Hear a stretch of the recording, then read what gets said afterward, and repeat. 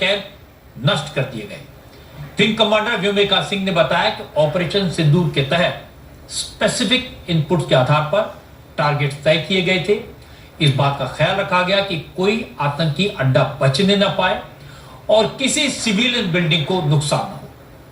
मुजफ्फराबाद का सैयदाना बिलाल कैंप उड़ा दिया गया। ये एलओसी से 26 किलोमीटर दूर लश्कर का अड्डा था। दूसरा टारगेट 13 किलोमीटर दूर लश्कर का कैंप था।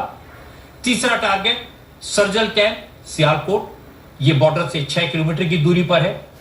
चौथा टारगेट महमूना जोया कैंप था, जो सियालकोट में बॉर्डर से 12 किलोमीटर दूर हिजबुल का कैंप था।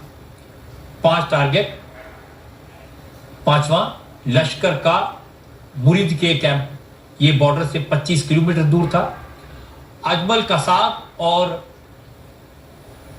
डेविड हेडली की जो ट्रेनिंग है वो इसी जगह हुई थी, हाफिज सईद के इसी टेरर कैंप में हुई थी। इसके बाद बॉर्डर से 100 किलोमीटर दूर मरकज सुबहान अल्लाह कैंप को भी तबाह कर दिया गया। जैश ए मोहम्मद का यह टेरर कैंप आतंकवाद का सबसे बड़ा गढ़ था।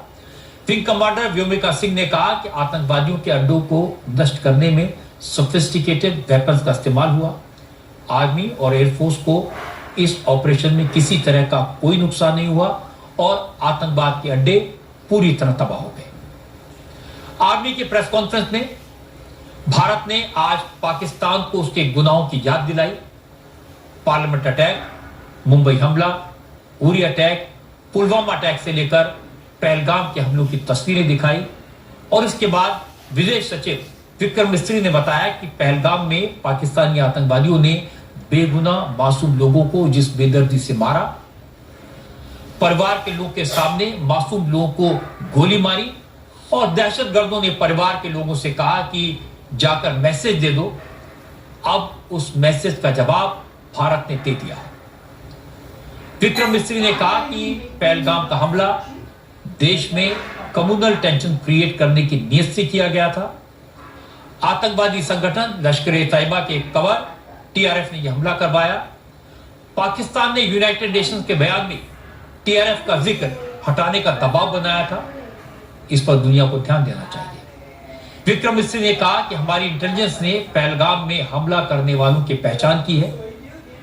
इसका सीधा संबंध पाकिस्तान से है, यह प्रूव हो चुका है। पाकिस्तान पूरी दुनिया में फैले आतंकवादियों की सबसे सुरक्षित पनाहगाह बन गया है। विदेश सचिव ने कहा कि आतंकवाद के मामले में पाकिस्तान दुनिया को गुमराह करता रहा है। इसके कई सबूत सामने आ चुके हैं। पहलगाम हमले के बाद जम्मू कश्मीर के साथ साथ पूरे देश में जबरदस्त दुख था, नाराजगी थी, इसलिए पहलगाम के दोषियों को सजा देना जरूरी था। पहलगाम हमले के 15 दिन बाद भी पाकिस्तान ने कोई कदम नहीं उठाया, इसलिए भारत ने आतंकवाद के खिलाफ एक्शन लिया है। पाकिस्तान में मौजूद आतंकवाद के अड्डों को तबाह कर दिया है। विक्रम मिस्री ने कहा कि भारत की तरफ से आतंकवाद के खिलाफ लिया गया ये एक्शन जिम्मेदारी से भरा है। आतंकवाद के खिलाफ इस तरह के एक्शन की जरूरत संयुक्त राष्ट्र भी करता है। भारत के एक्शन को इसी नजर से देखा जाना चाहिए। विदेश सचिव का बयान नापातुला था, डिप्लोमेटिक था, सदे अंदाज में था। विक्रम मिस्री ने पंजाब को, पाकिस्तान को बेनकाब कर दिया और यह बता दिया कि आतंकवाद के खिलाफ भारत का एक्शन जारी रहेगा।